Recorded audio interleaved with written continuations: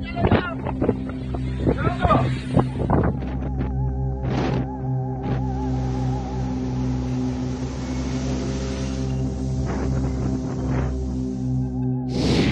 की तरफ बढ़ रही ऐसी कयामत जो कर देगी सब कुछ तबाह।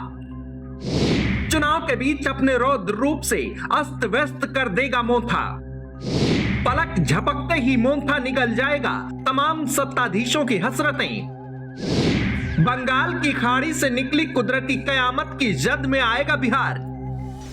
बिहार में जहां एक तरफ चुनावी मौसम में आरोपों प्रत्यारोपों के तमाम ज्वार भाटे हिलोरे ले रहे हैं, वहीं दूसरी तरफ बिहार की तरफ बढ़ रही एक ऐसी कयामत जो अगर सच में अपने प्रचंड रूप में बिहार तक पहुंच गई तो न केवल बिहार की जनता का जनजीवन अस्त व्यस्त होने वाला है, बल्कि सियासी हलकों में चल रही जोर आजमाइशों और जन जन तक पहुंचकर चुनाव प्रचार कर सत्ता पाने की ललक और सियासतदानों के तमाम सपने भी चकनाचूर हो जाने वाले हैं।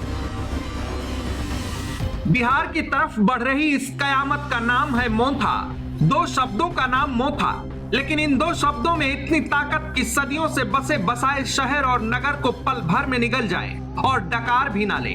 दो शब्दों का नाम मोंथा लाखों सपनों, उम्मीदों और हसरतों के लिए पलक झपकते ही काल का रूप ले सकता है। क्या है मोंथा और इसको लेकर क्यों इतना ज्यादा खौफ है? इसके अलावा प्रशासन मोंथा को लेकर क्यों इस कदर अलर्ट मोड पर है, आइए आपको बताते हैं। बंगाल की खाड़ी में सक्रिय हुआ मोंथा तूफान अब राज्यों की ओर बढ़ रहा है और इसका सीधा असर आने वाले दिनों में बिहार के कई जिलों में दिखने की संभावना है। इसी के मद्देनजर पटना मौसम विभाग केंद्र ने चेतावनी जारी करते हुए कहा है कि इस हफ्ते कई इलाकों में तेज हवाओं के साथ भारी बारिश हो सकती है। आसमान से आफत बरसने के साथ साथ न्यूनतम तापमान में भी गिरावट दर्ज की जाएगी। इससे ठंड का असर बढ़ने की पूरी संभावना है। ऐसे में एक नजर डालते हैं बिहार के अंदर प्रमुख शहरों में तापमान क्या है।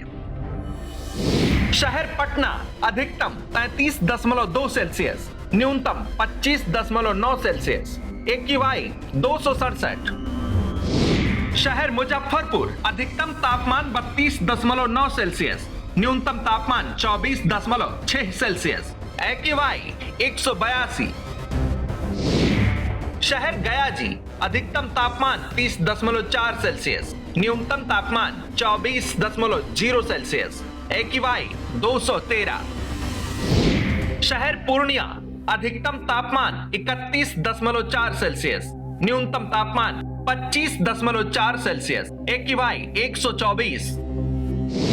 शहर भागलपुर अधिकतम तापमान 32.7 सेल्सियस, न्यूनतम तापमान 25.5 सेल्सियस, AQI 143।